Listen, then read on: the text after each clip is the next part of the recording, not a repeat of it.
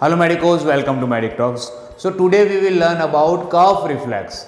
Cough reflex is protective reflex of our body, of our respiratory tract.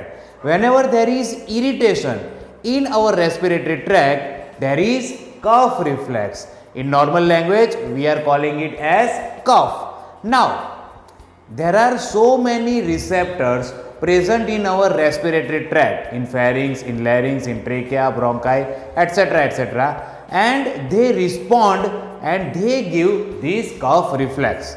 Cough reflex occur whenever there is irritation or whenever there is foreign body in the respiratory tract. Now, what happens in this cough reflex? Cough reflex में क्या होता है? तो forced inspiration होता है, glottis close हो जाती है और उसके बाद फोर्स्ड एक्सपिरेशन होता है. जो इंट्राप्लूरल प्रेशर है वो 110 मिलीमीटर मर्क्यूरी तक जा सकता है और जो एयर बाहर आ रही है उसकी स्पीड 960 किलोमीटर पर आवर इतनी हो सकती है. So this is normal cough reflex. Now cough के कई कारण है, बहुत सारे रीजंस है, वो आज हम डिटेल में देखेंगे. कहाँ से ओरिजिन होता है, उसका कॉज क्या होता है और कफ का कैरेक्टर क्या होता है. जब भी पेशेंट आपके सामने आता है और आप उसको खांसता देखते हैं, कफ करता देखते हैं, तो उसका एक पर्टिकुलर कैरेक्टर होता है. परसिस्टेंट कफ हो सकता है या फिर ड्राई कफ हो सकता है या प्रोडक्टिव कफ हो सकता है. तो इस कैरेक्टर के हिसाब से हम कॉज तक कैसे पहुंचे और कफ का ओरिजिन, लोकेशन कहाँ है, उस तक कैसे पहुंचे, वो आज हम डिटेल में देखेंगे. तो अगर कफ फेरिंग्स से ओरिजिनेट हुआ है तो उसका मोस्ट कॉमन कॉज है post nasal drip. Post nasal drip generally cold की वजह से होती है. जब भी सर्दी हो जाती है और नाक में से पानी बहने लगता है, एलर्जिक राइनाइटिस होता है, तो क्या होता है कि ये जो नोज है उसके पोस्टीरियर पार्ट से पोस्ट नेजल ड्रिप बनती है. जो लिक्विड है वो फेरिंग्स में चला जाता है और उसको हम कहते हैं post nasal drip.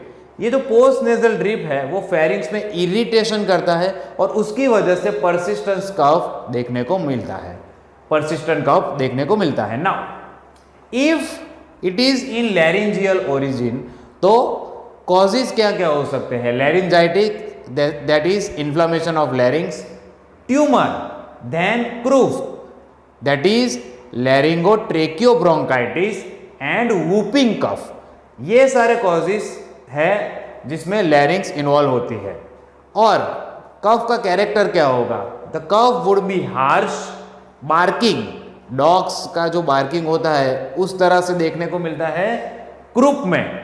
Painful, persistent whooping cough में देखने को मिलता है. और स्टाइडर यानी एक साउंड होना, and that sound is caused due to tumour and in whooping cough.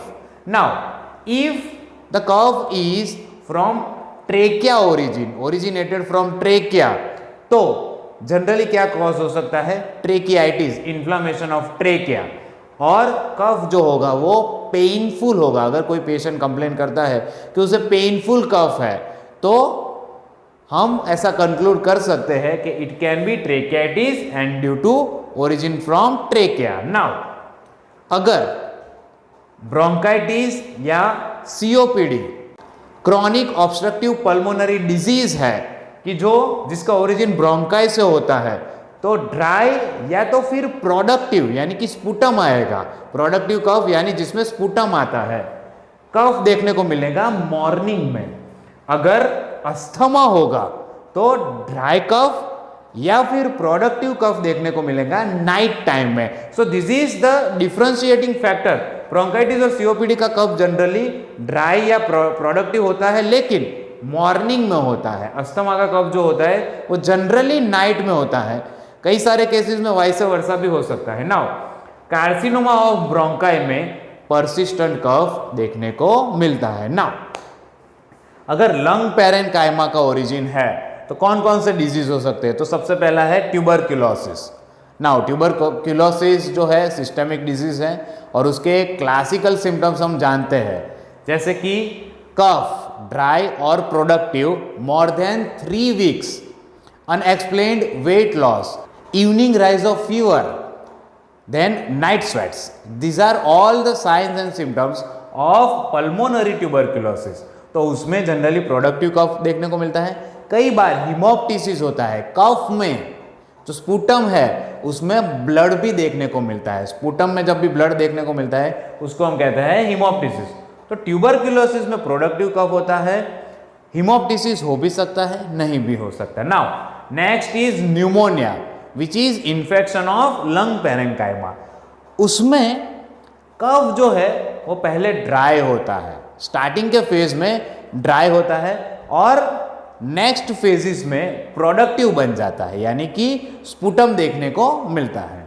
Now next is bronchiectasis which is very dangerous disease. जब भी सीओपीडी या ब्रोंकाइटिस बहुत लंबे समय तक चला हो तो उसके बाद क्या होता है कि जो रेस्पिरेटरी ट्रैक्ट है, पैसेजेस है, उसमें एबनॉर्मालिटीज, पैथोलॉजिकल एबनॉर्मालिटीज आ जाती हैं और ट्रैक जो है वो अपना नॉर्मल स्ट्रक्चर लूज कर देता है। तो क्या होता है कि वहाँ पे स्पूटम जमा होने लगता है, वहाँ पे इन्फ्लेमेशन की वजह से स्पूटम इडिमा होता है, स्पूटम जमा होने लगता है। तो ब्रोंकिएक्टेसिस में क्या होगा, प्रोडक्टिव कफ ही बनेगा, स्पूटम आएगा ही आएगा। और ये स्पूटम कब आएगा, जब भी पेशेंट अपना पोस्चर चेंज करेगा, रात को सो गया है, सुबह जब उठेगा तब उसको ये स्पूटम आएगा। तो it is related to posture. Now next is pulmonary oedema. Pulmonary oedema में जनरली प्रोडक्टिव कफ देखने को मिलता है। Now other quality is the colour of this sputum is pink and other characteristic is frothy. तो ये जो कफ होगा वो पिंक होगा और फ्रोदी होगा।